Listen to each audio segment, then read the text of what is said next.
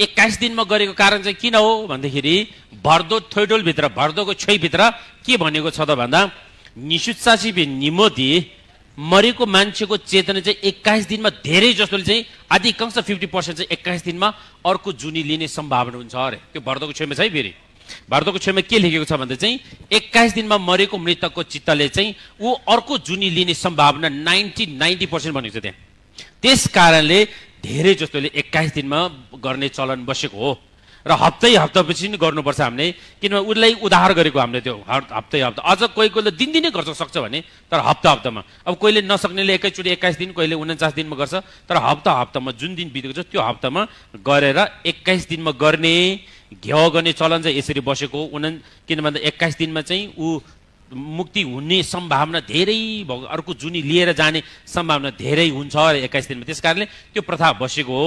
त्यो गरे पनि तर 49 दिन चाहिँ 49 डेमा चाहिँ हामीले एउटा गुवा भए पनि गर्नु चाहिँ पर्छ, एउटा मिन्जाङ पार्सी गर्नुपर्छ। दसो अर्को प्रश्न रहेको छ धावा लामा दोर्जे इलामबाट रहेको छ। तैसिदिले खेम्बोला हाम्रो गाउँघरमा नमवाङ र सालाङ गर्ने चलन छ, यो गर्नु पर्ने कार्य हो कि होइन प्रस्ताइदिनु होला खेम्बोला भनेर। नमवाङ भन्नुभएको रहेछ। नमवाङ भने चाहिँ के हो? हात उठाउनुहोस् त। तपाईँको नाम के भन्नु को? नमवाङ धावा लामा दोर्जे इलाम। नमवाङ हो कि के हो यो? नमवाङ अथवा इलामबाट धावा लामा दोर्जे। नमवाङ भनेको चाहिँ बुझेन अरे है। सालाङ गर्ने प्रचलन चाहिँ छ।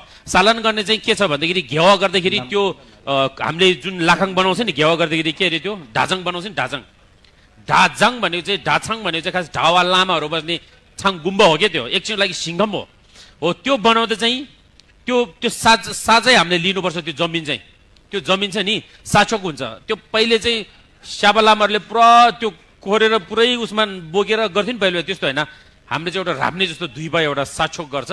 त्यो साचोक गर्ने चलन छ। त्यो राम्रै चलन हो, त्यो चाहिँ गर्दा राम्रो हुन्छ। तर अहिले गुम्बातिर यहाँतिर घेवा गर्दा कहाँ साचोक गर्ने? त्यो गुम्बा कतिवटा गर्छ साचोक। तर गुम्बामा गर्ने भने त्यो आवश्यकता छैन। साचोक चाहिँ गुम्बा बाहेक कुनै पनि कसको जमिन अथवा घर वारिपारी बारी खेतमा गर्नु छ भने त्यो साचोक चाहिँ अनिवार्य राम्रो हुन्छ। ल